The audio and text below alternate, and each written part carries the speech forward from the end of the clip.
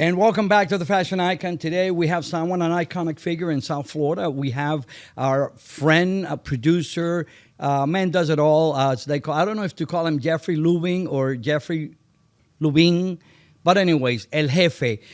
Jeffrey is a producer renowned throughout the United States, a lot of fashion shows and all that. So welcome to the podcast. Thank you for having me. I know that we disagree on a lot, so stay tuned to the end. I promise you, no fist fight on this one. No. I like the guy, but, it's like we don't agree on a lot of things, so let's see what he's going to come up to. So Yes.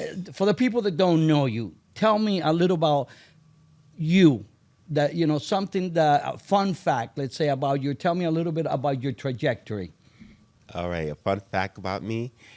I didn't plan to be in this business.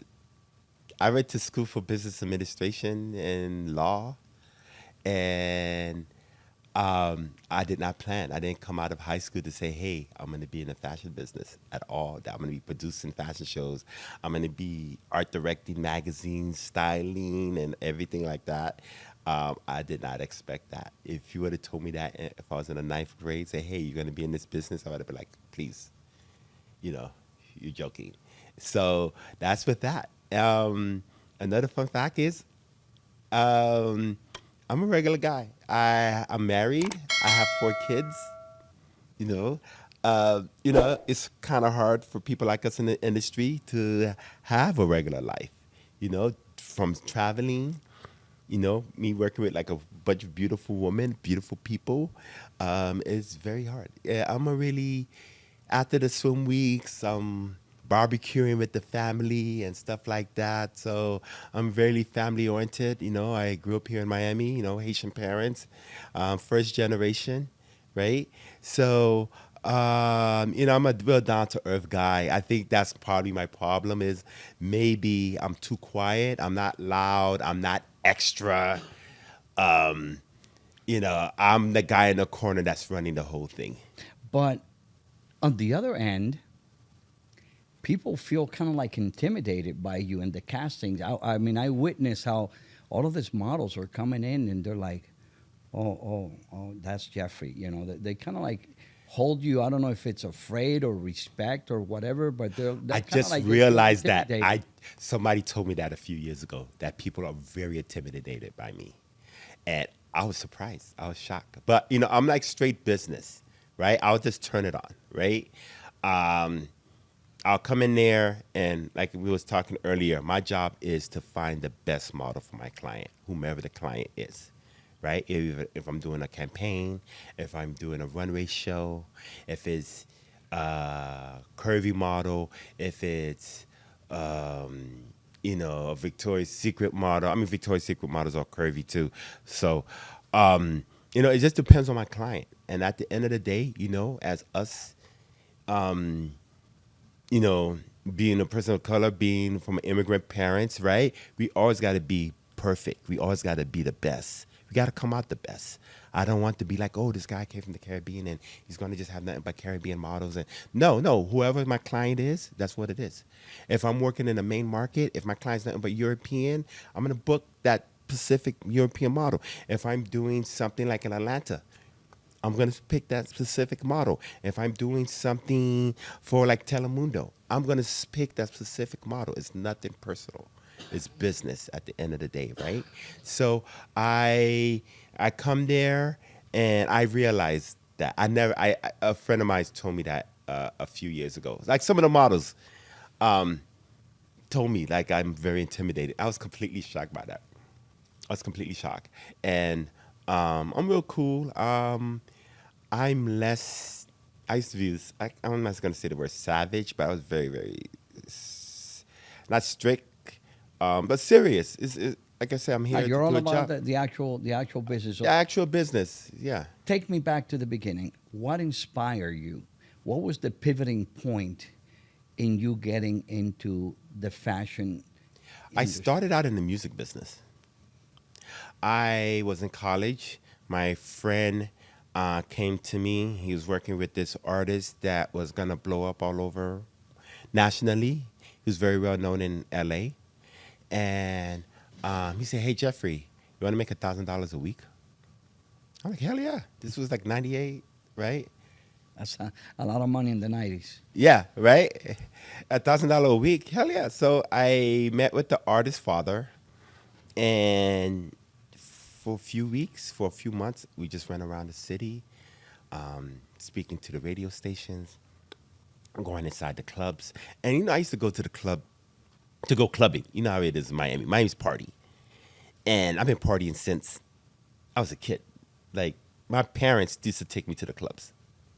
My dad and my mom used to run little clubs, little bands and stuff like that, like Tobu Kobu and a lot of things back in the 80s and stuff like that.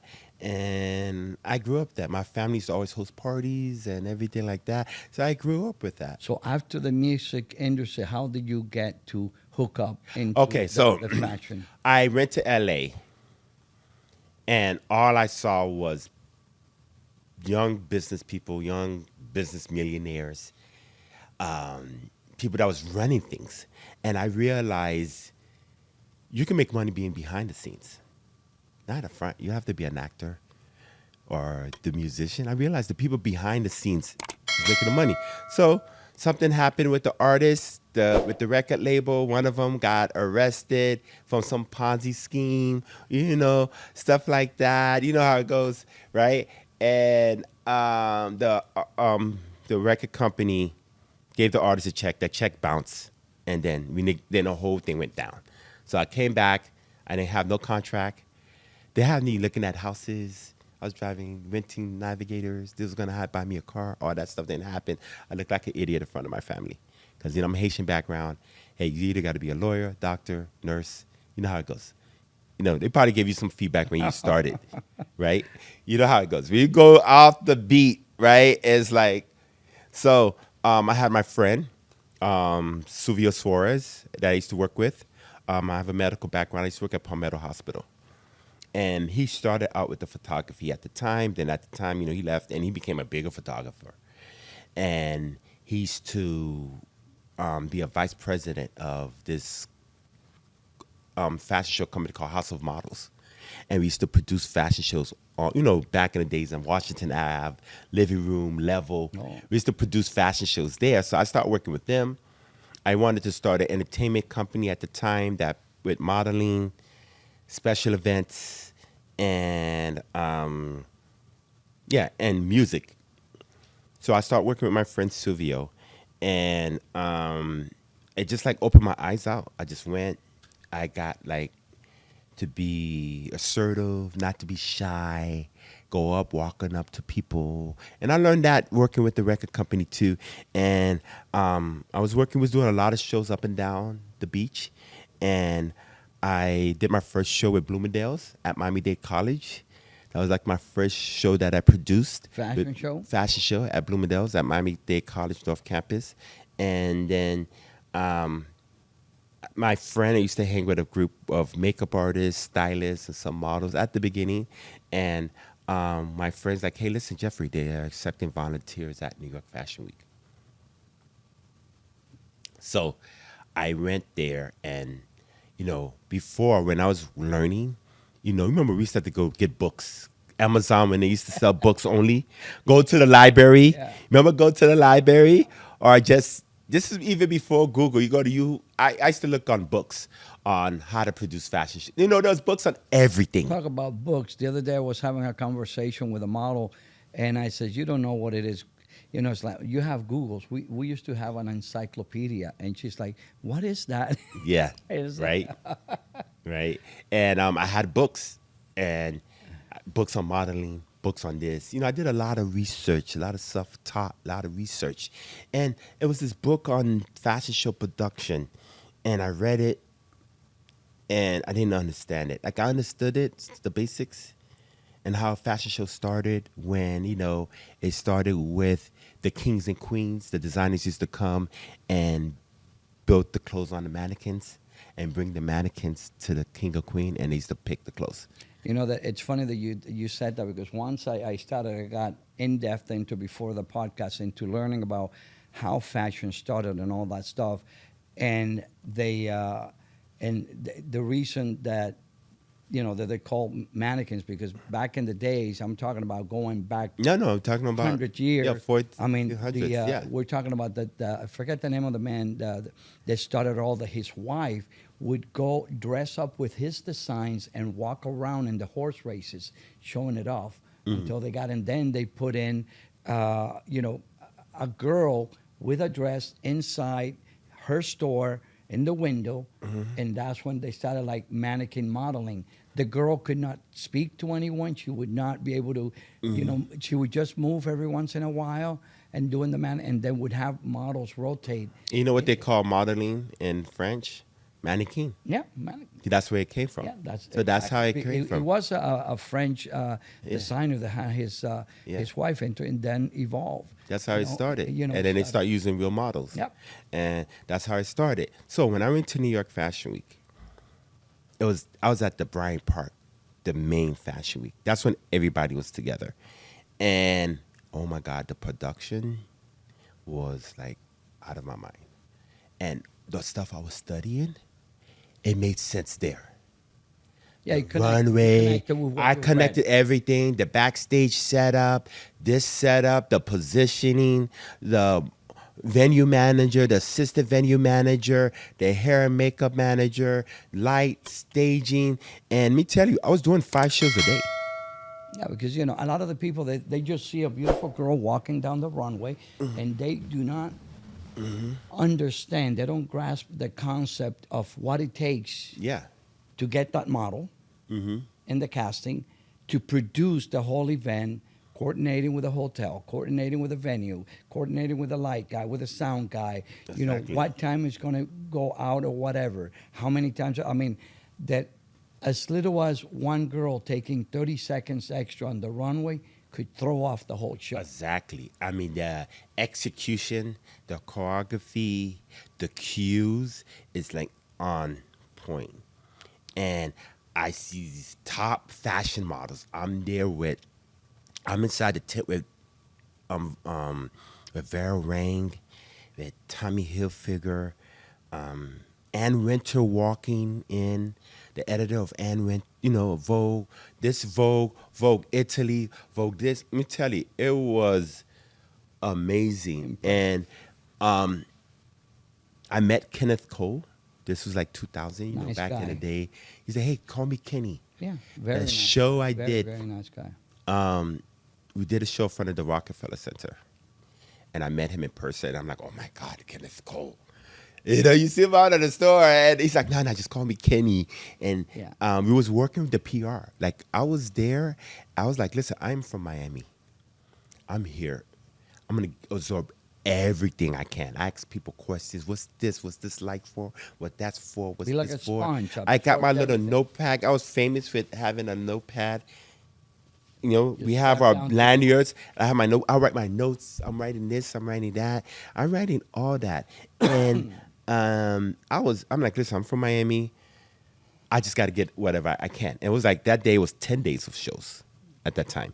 And I met Kenny, and I worked with the PR company. I did front of house, back of house, dressing. I did everything. Anything they wanted me to do. We had shifts. I stayed there all day. I stayed in Brooklyn, took the train to the city, and it was like a 45-minute train ride. And first time like on my own, because I have a lot of family in New York too. He's just really like everywhere, and especially on the East Coast. And I'll take the train, go to Times Square. You see this tent, amazing tent, and then you go inside the tent. You don't even feel like you're inside of a tent. What has been your biggest challenge as a producer? Now, the transition, there's a lot of transition with the social media. Getting the funding, for these big production shows.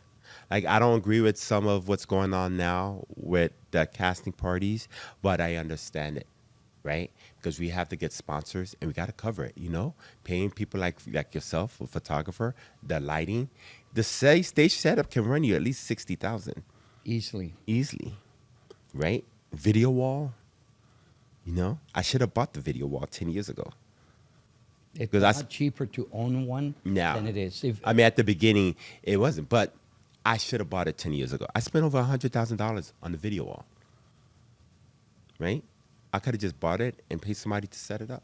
yeah. So it's a lot of cost. So I understand why some of them are doing it to cover the cost of executing the show. So let's get into a little bit that is controversial for me, anyhow, about the castings that are going on, the way that they're setting it up, and secondary, how the models are showing up, and what are you looking for as a producer for one of your shows? Okay, Swim the Globe Swim Week, which is, I'm the co-owner of it. So now I transition from just producing the show. I have my own fashion week. I have my own swim week, right? I'm in charge. Instead of me working the block, I own the block, right? So what I'm looking for is like Victoria's Secret type models, Sport Illustrated type swim week models, and that has an amazing swimsuit body, that can walk, that have great personality, and now, which I think it's a gift with social media, is now before, I used to be like, if you're not 5'9" and up, you're not going to walk in the show. If you're not 5'8", 34B, you're not walking in the show. But now with social media, with the power of influencers, verified influencers, Yeah, I was going to tell you that. There's some influencers out there that no, like, fake. No. what the hell are you influencing to go around and have the girl shake your booty, No. and you don't Yeah. even see the outfit that she's wearing? Yeah. So verify. Now I can have a 5'6" girl. Like I think we had this conversation at another platform, and she has like 200. I mean, this is verified, and I see the economic impact. And if you connect it right with the designer, with the model, with the influencer model, and if it generates sales, and then it's a perfect marriage. So now I'm not as strict. If I see a 5'5" model, Yeah, and she has a perfect body, and this is before 10 years ago. No, don't No, even bother. no, there's no way that's that they not will why. get you 10 So years she has ago. great personality, and she engaging her audience, right? I'll book her. And I done that. I made that transition like 5 years ago, I think that right before part 2019. of, Go part ahead. of the trend is gearing towards more of is this model engaging with the audience that she can sell the outfit? Is she really have a strong enough walk to sell the outfit? And, is she relatable to other people that they will follow her and say, hey, I want what she's wearing because I can relate to her. Yeah. So yeah, that's what it is. And then at the end of the day, I'm looking at it at, okay, how this is going to relate to sales. Because at the end of the day, the purpose of a fashion show is to sell clothes. At the end of the day, is either sell the clothes or sell a sponsored product. At the end of the day, besides the glitz and glamour, the hot girls and stuff like that, you have the woman that want to look, she see this model, oh, I want to look like that hot model. I want to buy that swimsuit. At the end of the day, that's what it is. And that's the difference between me and other fashion week companies, is that my experience, and then I partner up with a showroom, right? And I do sales. I go to different trade shows. I have a list of buyers. I go check the store and see how it's selling. I do that year round. It sounds to me like you're kind of like the mediator in getting the actual client that you have and facilitating the model that fits his needs. Exactly. And then you kind of like the networking, which is something that I strongly believe. Yeah. Something that I've seen. I don't know what your take is on it.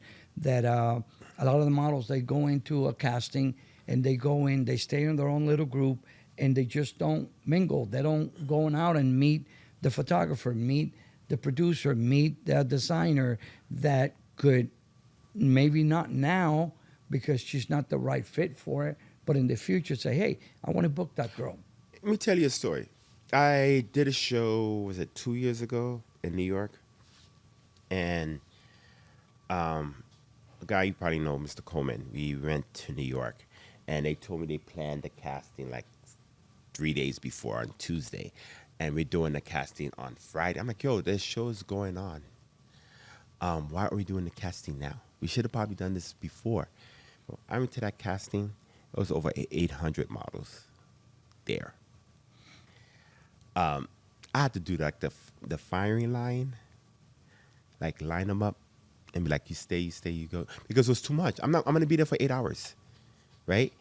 And I'm out the first time I did this at the SWIMWEEK back in 2017.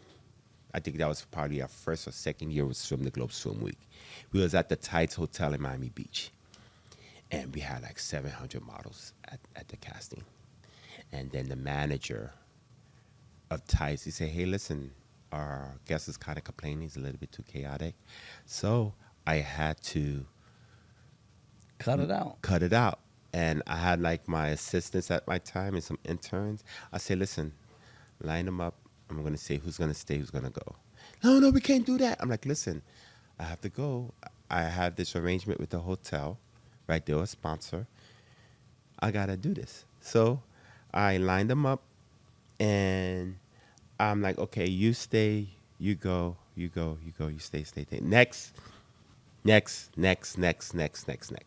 Right? That first time I did that, it was kind of brutal. Yeah, It was brutal. It was. You often have to do it. You know. No, I had to do. Help. No, I had to do it, but I saw like models in the corner crying, models in, they were crying, models in not accepting no. They're like going to keep on trying, but they didn't understand it's business with me. It's not. It has nothing to do with that. And I had to tell some of my top models. They're like, Jeffrey, I'm thinking it's me. No, it has nothing to do with you. I told one of my male model friends, they're like, hey, listen, you probably had too much muscles. You probably too cut for what they're looking for. Right. It has nothing to do with you for this time, for that, what they're looking for that time. One year they're looking for this type of model. The following year they're looking for something else. Which is one of the things that I always try to tell the girls and the guys that are modeling is like, don't take it personal. But take it personal. I mean, scientifically proven 80% of the time you're going to be rejected, 20% are you going to be accepted. Yeah.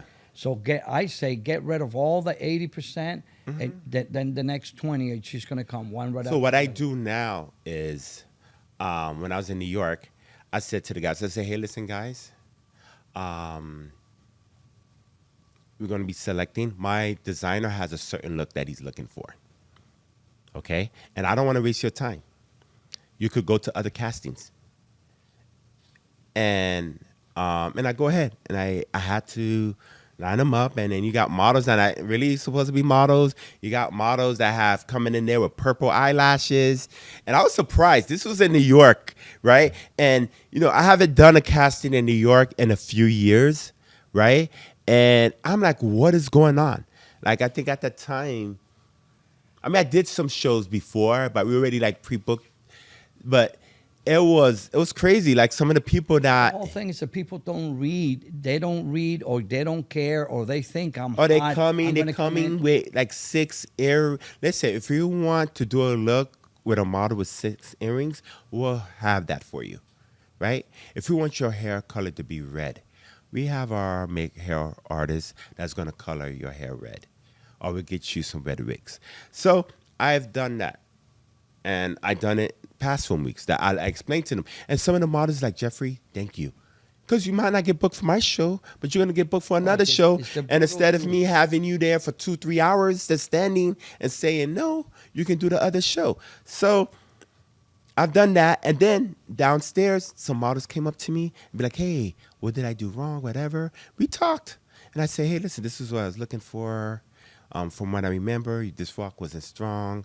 Like I said, I'm flying in from out of town. Like you have these casting agents. They fly in from out of town. We don't have time to, hey, coach you, right? It was one male model at the last casting that you was there. They kept up. I said, listen, don't force it. He's not the person for the show. He can't walk. You trying. Hey, if you want to come back, when I do the second casting, fine. But I'm not going to spend time there teaching any model. That's not the place for it. So stay tuned. Make sure that you hit that subscribe button, because the truth about modeling, why you're not getting booked, it's coming to. Stay to the end. Yeah. So that is, exactly what we're talking about, earlier. Is that they go in there, it's like, they go in there, they show up, they see all these girls, or they may take a look at you, they get intimidated, and they're like, oh my God, no, oh. Hey, there's no drama, okay? It's no drama. I mean, if you get to know me, I'm a real cool guy. But that model, we talked, we became good friends. And guess what? I brought her. She came to help me out at the show the next day. And guess what? Another designer booked her for their show. It happens.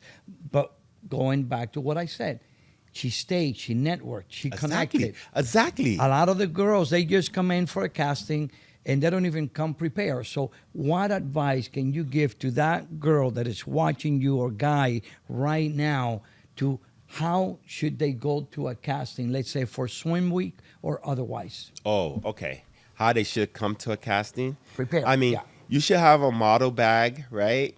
I'm old school, right? You should have different type of heels. You gotta have heels.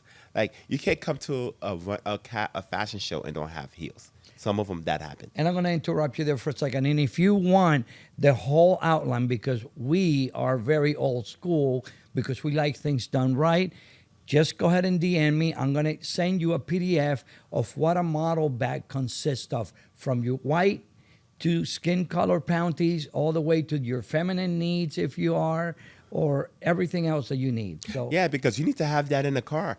Because you could be on your way to lunch or dinner. Hey, I got a casting for you. You got to run and be ready, right? Have that. Have a swimsuit, right? Have different swimsuits. Have a 2-piece. Have a 1-piece, right?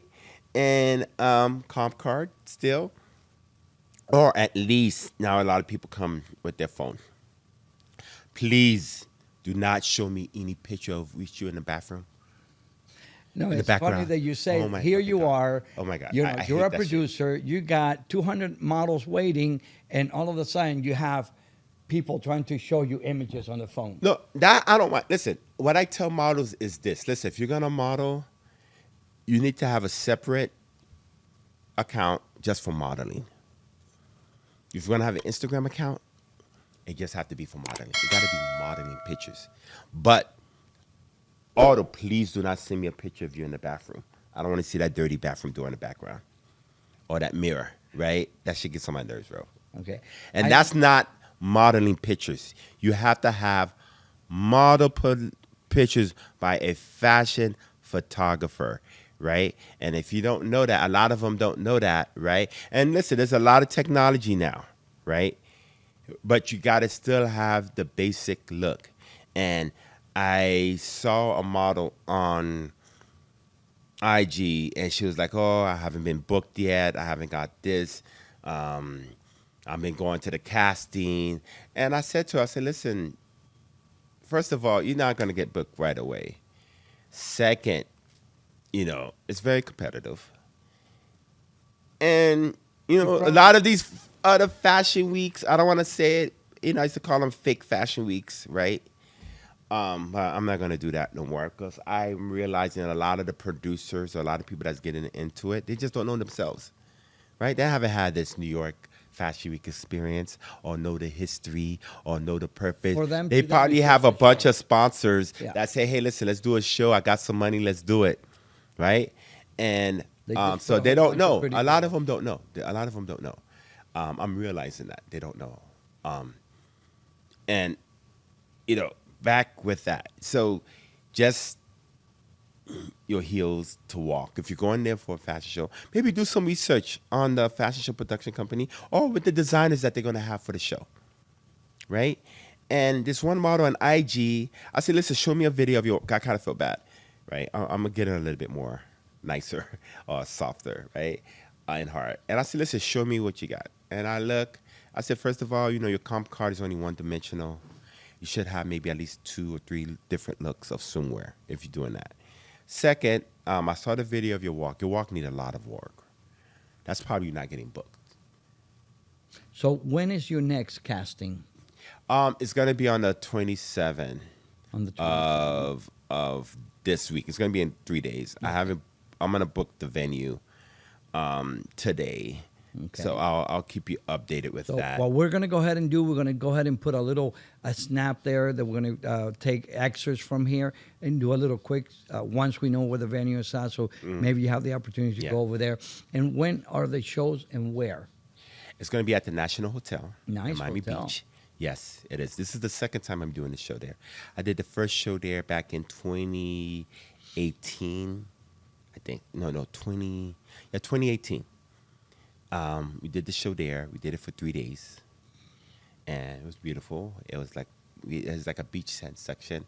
It's going to So be really is nice. it an indoor or outdoor It's event? going to be an outdoor event. It's going to be an outdoor event, and I'm working with World of Wellness, Active and Swim Week. Okay. So it's like 2 swim weeks in 1 weekend. Wow. So it's going to be the first 2 days, World of Wellness, Active and Swimwear, and then we're closing up the show with Swim the Globe Swim Week.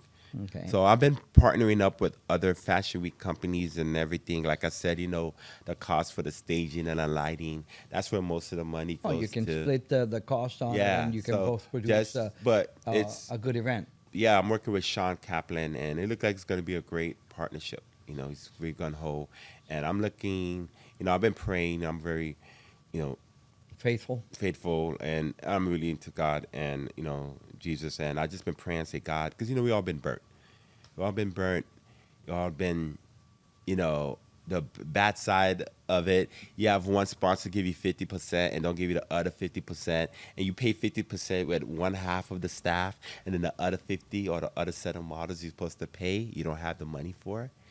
So we could talk a little bit about It that. happens. So that happens, and it's hard to especially go after designers if they live in another state or country, right? And a lot of stress with that part. could People don't imagine. know about that part. So if someone wants to go to the show, where can they purchase the tickets? Right now we're doing it by traditional. You can go to @SwimTheGlobe, Okay, swimtheglove.com. @SwimTheGlobe, the Instagram there. Oh, okay. And we doing the website. Yeah, you can go to @SwimTheGlobe, and We'll go ahead and all make sure that we put worldofwellness.com. Okay, we'll go ahead and put the Yeah. Instagram there. You can go to so they know that. worldofwellness.com, and you can get tickets from there too. So in closing, where do you see yourself 5 years from now? 5 years from now, I'm gonna own more swim weeks, more fashion weeks in different cities. Yeah, in 5 years we're gonna be spreading it out to other cities. That's where I see myself in 5 years with that side of the company, with the Jeffrey Lubin Group, which is my company, right? Like we're gonna expand to New York and then go expand to Paris, go to Europe, and provide the services. Because I don't just, fashion show production is like one side of my company, but I do have the showroom side, the consulting side with the designers, building the brands, managing. So just expanding. I reestablished my office back in New York. Nice. Okay, so I have a New York team, and I have the team here. We're gonna probably expand to Atlanta, and then eventually back to LA, because with Jeffrey Lubin Group, we was in New York, LA, and Miami. You start with that, and then to expand to Europe. That's where we at. Okay. That's what I'm looking at in 5 years. What would be the perfect model for you for one of your shows right now in Miami Swim Week? Oh, that's a good question. No, design. I mean, for this fashion week, first thing is your walk. Your walk has to be good. Your look has to be good. I can't say about the measurements now because I have different designers, like Molly Swimwear. That's going to be one of our designers. We have Heidi Life. That's going to be our designers. Sotini Swimwear from New York. So they all have different type of models that they need for their show. I'm gonna try to So- make it over there and maybe interview, get some actual in action of Jeffrey Lubin with the designers Exactly. and see how brutal he's gonna be with a model. Yeah, You it's know, not it's gonna. like, I'm a yeah, lot cooler. come on. Yeah. I see that big guy coming down the wall, and I'm like, okay. And it's Yeah, like, I yeah, don't so, know. And if he wears the black glasses with and the the sh- black cap, I usually have my Ray-Bans. I was intimidated by Yeah? you when I Oh, saw you in yeah. the casting. I was like, yes. Oh, it's you. Okay. I mean, Because hey, I know no, I you're a saw nice you. I guy, walk up to you. but you're and like, "Who the hell is this?" I say, man, Yeah. what's up? How you doing? You like, Yeah, oh, I okay, can. yeah. I see Yeah, where the yeah. girls get intimidated by you. I was Oh, just for please. about 2 seconds, No, but it was man, you like, my oh, buddy, man. okay, it's You my just new Jeffrey. friend, man. He's like the You nicest my guy new and brother. stuff. And yeah, I usually have my Ray-Bans on, and maybe because I'm tired, maybe. But yeah, it's just I put on a different hat. But you know what I started to do at Yeah, the but that was casting? the hat of a bodyguard. Yeah, I know, right? I asked somebody, I asked one of my design. I said, "Do I look like a bodyguard here?" That's why I don't like to wear black, like black suits. I'm not gonna wear black suits. I only wear black suits at a funeral. I'll lend you one of my orange ones. Yeah, because I don't want them to think I'm a bodyguard, right? Right? They think I'm a bodyguard, and so I won't. I will all black, but um, just with that. But you know what? I start telling models at the casting when I look if they're nervous now, because it's not that their walk is not great or they're nervous. They're nervous. So sometimes I'm like, okay, listen, come breathe, Well, I tell you, and that helps a lot. one of the things that I'm gonna do, because I consider you a friend already. Yeah, I think we have so many things in common, especially the old school things that we strongly believe in, what the fashion world has been and what has empowered so many young people throughout it. That if you see in the next casting 3 or 4 girls that you say they have potential, but they lack the walk, bring them on over. We're gonna give them a free training for them to take them up to the next level, and hopefully then you can Okay, use that them would be amazing. on that. That would be amazing. But I do have some models that have like an amazing presence, amazing look, and their walk is like horrible. I'll write that amazing presence can work with. I do have people that say can work with, and I'll have them on the side, and I'll have somebody, right, work with them, or I'll tell them, hey, go practice your walk. Or I had a friend of mine's photographer friend Gary. He was like you, shooting everything and coaching the models and everything like that. Always wear the cowboy hat. I don't know if you know him, but he passed away like 4 years ago. A friend of mine that I've been with for like 20 years, and he helps. We coach the models. Very similar.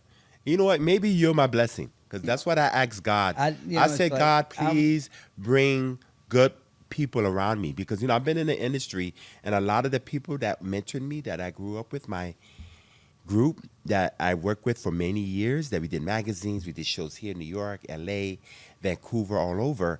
They're not here. They're gone. Well, the whole thing with me is like I mean, you'll see when my book comes out now in August.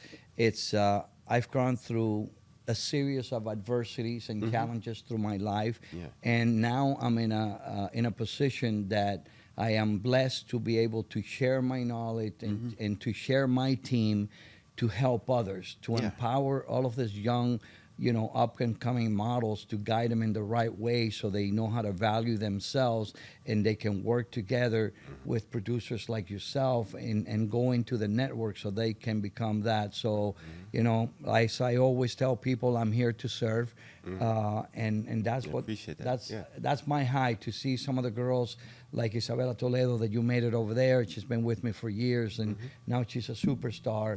It's like before you build a skyscraper building, you got to have a good foundation. If you don't have a good foundation, you don't. So we're gonna go ahead and call it quits for now. You see, we didn't fight. I told you it wasn't going to fight. It's going to be hard for you to do it, because you finally agree with maybe 99.15% of what I'm saying. Yes, I do. So we might have to call something, man. We might have to be fake or something. I don't know. It's going to be hard for us to do that, We come from the same school that, do the right thing for the right reasons, to the right people. And that to me, it's a blessing. That's why, I say, hey, you're not going to have Jeffrey in there, and this is only the beginning. I'm going to make it a point to go on over to you, possibly to your casting and to your show, interview a little bit more of you, do part 2 of the actual going on. You dealing with models. You dealing with designers. So people can maybe value a little more of what you do.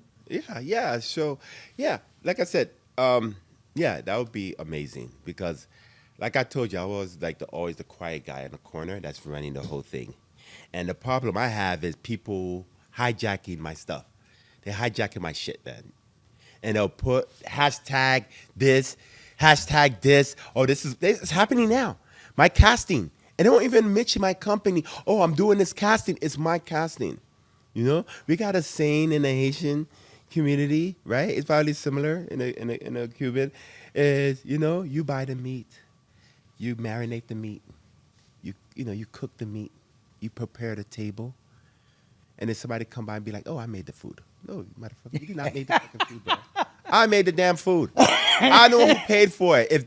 If the sponsor doesn't pay, who has to pay for that? Who has to pay that model? Who has to pay that photographer, that makeup artist? Who has to pay them? It's like you have to live with those people, unfortunately. But what I do is that I have a QR code whenever we do some other things and all of that. And when they register for us, like, go ahead and follow me and make sure that you tag us on anything that you do. Yeah. Just kind of like tell them, just looking kind of like my crazy look into their eyes is like, I'll be watching. And I respond, hey, thank you for coming to my show. I respond back. And I had that. I had people, they're doing their own, they'll do a production within my production. Yeah. And they'll call it. They go to the castings just to create content. No, they'll come to my show. And sometimes, I think now I'm just going to speak more about it. Hey, it's me doing it. Like before when Instagram came out, I'm like, why are you showing off? I don't care. I just did, I just worked with Diane von Fosterberg in New York. Like, I don't have to tell people, because, in New York, the reason why I don't have a lot of those pictures while in working with New York Fashion Week is because if you take pictures, you get fired. Yeah. They didn't play. And once you're out of that tent, you're out. Because those shows, you see all the celebrities. Trump used to walk up in there. Why? Britney Spears, Beyonce. It's a safe place. That show, the actual New York Fashion Week for celebrities, it's a safe place. And if you're a staff member asking any celebrities for pictures, you're fired. You're gone. They even don't want you to take pictures. I couldn't even take pictures. I used to like doing the off-site shows in New York because it was less strict. I can be relaxed and everything like that. But when you're working with that official 7-on-6, right? The IMG, working at the official New York Fashion Week, and you can't be a staff, a producer, or even down to a volunteer taking pictures with any of the celebrities, or you get fired. That's how it was. That's how I grew up. And once you're out, it's hard for you to get back in. Or people don't get back in. So a lot of the stuff I wish I had, but it was just that rule. And anybody that's knowing it. Before I get fired from the podcast, okay? Yeah. I know we're going to go ahead and cut it quits. But stay tuned because we're going to come back with Jeffrey again. We're going to go on to behind the scenes. It's been a pleasure. Yeah, thank you, man. Thank you for having me. And this is my first podcast. Oh, my God. I got a virgin. Yes, this is our first official podcast. And, I'll thank you for having me. Yeah, thank you. It's a pleasure. Like I said, it's always good to get people like you to share their story. Yeah, now we're going to go behind the scene and all that. And then I'll make sure that I bring my boxing gloves just in case. Nah, I got you, man. Listen, man, I have your back, bro. You're my brother now. You're like my neighbor growing up. We'll go on behind the stage and see your interaction with the on the second part of the podcast of you dealing with the models, dealing with the producers, the designers, and the designers, the people that are helping you there with the staff, so people can really know a little more about what it really takes to produce one of these Miami Swim Weeks and wherever it's going to take them with a, Jeffrey Lubin production company, is it? Jeffrey Lubin Group. Okay, Jeffrey Lubin Group. So stay tuned. We're coming back with a second part very, very soon, right after Miami Swim Week. Stay fashionable. Make sure you click in there and subscribe to the Fashion Icon.